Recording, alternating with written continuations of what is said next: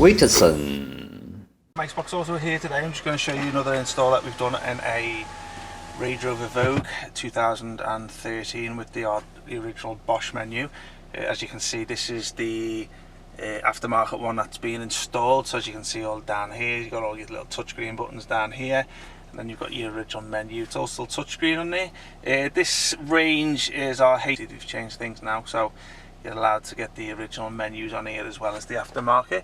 As you can see, it's a really nice little shiny new product today, as you can see. So if you basically want to go into the Android series, you just basically hold down that option there, and then also there you go, you have all the Android operations and home page here. It does come with built-in CarPlay and Android Auto. I've set it up today for the purpose of the video. As you can see, this is the CarPlay side 2 things here. This is obviously connected to my phone. As you can see, there's my DAB radio, WhatsApp there. 1 second. As I say, Apple Maps and Google Maps and stuff like that. So if you're familiar with CarPlay, then obviously you get this too, free of charge. Also, it's got the Android Auto built into the same app. So if you are an Android user, then obviously you will be getting the Android Auto side to here. So let's go back to the home page of the Android side. So I'll just give you a quick run through of what the system's got to offer. So as you can see, some icons down here which are basically relevant to the car's icons, and some obviously relevant to the system itself. So you got your navigation to the left. So this is an Android operating system with built-in CarPlay, as I said before. So obviously if you wanted to use the Android side, you can forget all about CarPlay and Android Auto, just use this side here. So navigation will do any map of choice. So obviously if you want to download Waze or Google Maps or Copilot, TomTom, whatever you want into the application center, you can assign it to this navigation here. As you can see, it's got Google Maps on it straight away. This is an internet app here, so obviously you will need an internet connection. It does come with a SIM card holder for 4G, or alternatively you can connect your phone's hotspot. Okay, so we go back to here. So we got your music one in the middle, so obviously you can put your music and also videos on a pen drive and play it in through one of the USB cables that comes with the system. So as you see, it's just put on there. So obviously I don't think there's anything on there at the moment anyway, because it's being a brand new system. Okay, go back to Bluetooth, self-explanatory there. So obviously this is where you connect your phone to. You do have full phone book support, which we obviously haven't connected up at the moment, but you can stream your music through it too.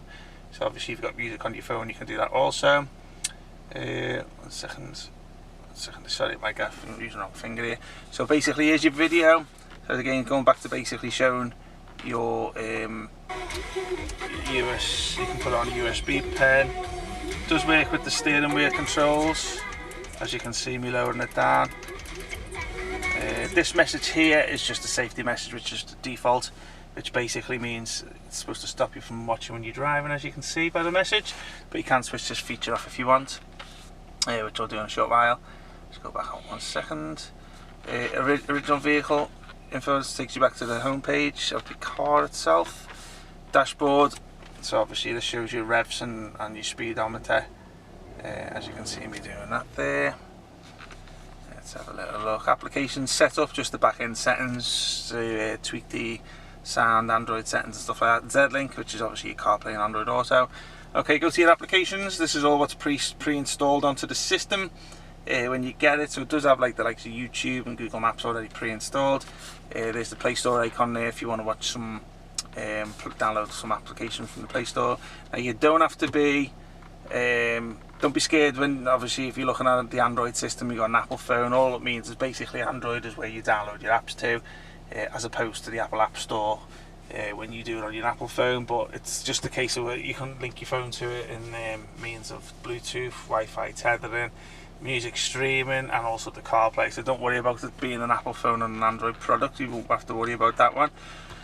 Let's have a little look what this is here. So that takes you back to there. Let's have a little look on now 1 second.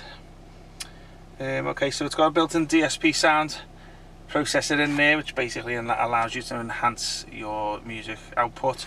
So I'll just go back in there 1 second. Don't ask me what this one is. Don't know what that is. No idea. This one's Hawaii. So we'll have a look through the shortcuts here. 1 second. Just going to show you some of these. There you go. Some of these shortcuts down the bottom will take you through to there. I haven't really played around with these ones, to be honest with you. So obviously they are applicable to the system. Settings, yeah, there you go. Home, yeah, okay, what's that one there do? Don't know what them two there in terms of spinning around, maybe it's not applicable on this.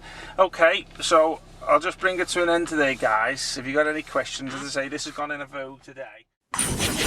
WITSON